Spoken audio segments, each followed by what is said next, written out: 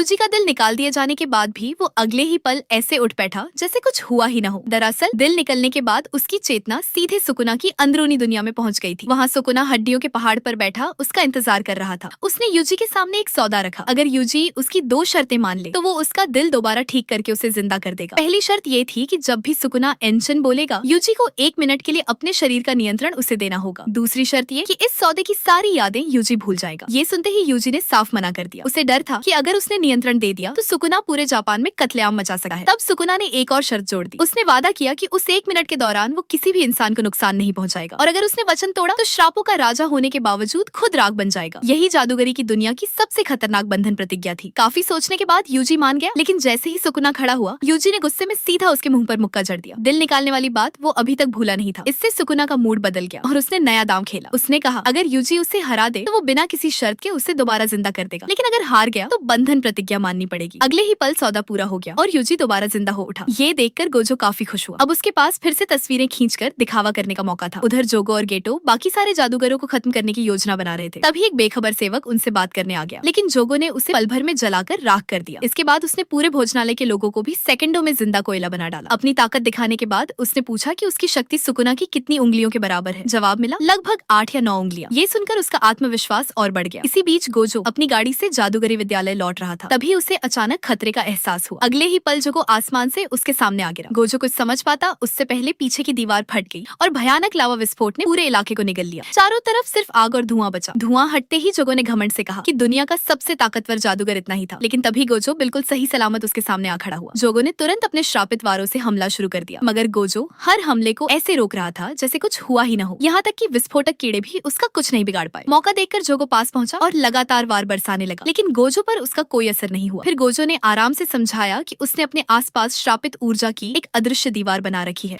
देखने में लगता है कि सारे हमले उसे लग रहे हैं, जबकि असल में कोई भी उसे छू तक नहीं पा रहा। ये सुनकर जोगो बुरी तरह भड़क गया, मगर तब तक बहुत देर हो चुकी थी। गोजो ने सिर्फ एक वार में उसे कई मीटर दूर उड़ा दिया। अब जोगो को समझ आ चुका था कि वो उसके सामने कुछ भी नहीं है। वो जान बचाकर भागने लगा, लेकिन गोजो पल भर में उसके सामने पहुंच गया और उसे जमीन पर घसीटने लगा। जोगो ने पलटवार की पूरी कोशिश की, मगर उसका हर वार बेकार साबित हो रहा था। अब हाल ये था कि एक विशेष श्रेणी का श्राप भी गोजो के सामने बेबस नजर आ रहा था। लेकिन कहानी यहीं खत्म नहीं हुई। आखिरकार जोगो ने अपना सबसे खतरनाक दांव इस्तेमाल करने का फैसला किया।